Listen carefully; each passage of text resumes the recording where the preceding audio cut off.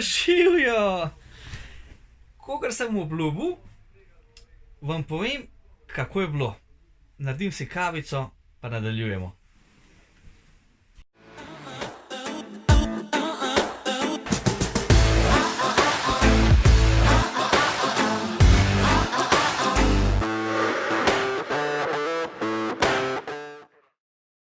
Evo kavica. Torej, noč je za mano. Moram priznati, jogi je sicer frišen, nov, pa le ni bilo tako hudo. Bilo je pa, kar se pa tiče miru, je bilo pa res čudovito. Tudi ta vonj lesa te nekako te povleče nazaj v otroštvo, neki spomini se ti dogajajo, nekako se pomiriš, kakor da te nekdo ščiti, tak občutek imaš. Tudi da lahko rečem, da kar se tiče tega dela, majčkeno je bilo malo strah, sem bil sam, ampak v osnovi je bilo pa zelo dobro zaspati. Ponoči se nisem nekaj prebujal, mi je bilo čisto hudo.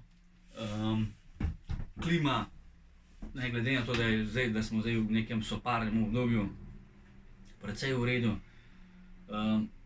Zjutraj sem sicer vedel, da me bo teh malo zbudil, tako da jutro pa pač jutro, tako kot je, vedno je kavica potrebna. Mislil sem, da glede na to, da nisem v zidanem objektu, da se bo vsaka malenkost ful slišala, da bo to nenormalno vse skupaj odmevalo. Pa ni, ne. Se sliši, ne rečem, ampak nekako se vsak zvok majhen otopli in ko pride enkrat v notranjost, je bilo čisto prijetno slišati mogoče kakšnega ptička, kakšen šum čuden. Na koncu koncev mi ni bilo hudo, no. Sem kar kljub.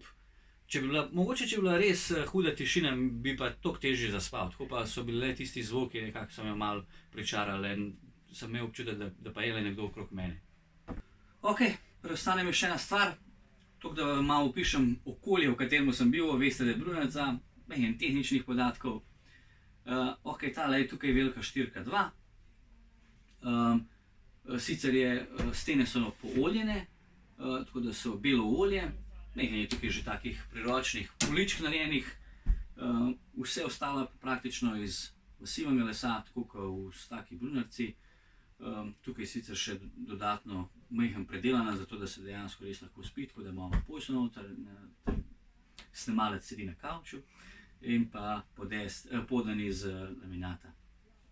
Pravzaprav parketa. Tako da, evo, no, taka je bila ta moja kočica Brunarica za to noč, tako da sem vam lahko opisal to izkušnjo.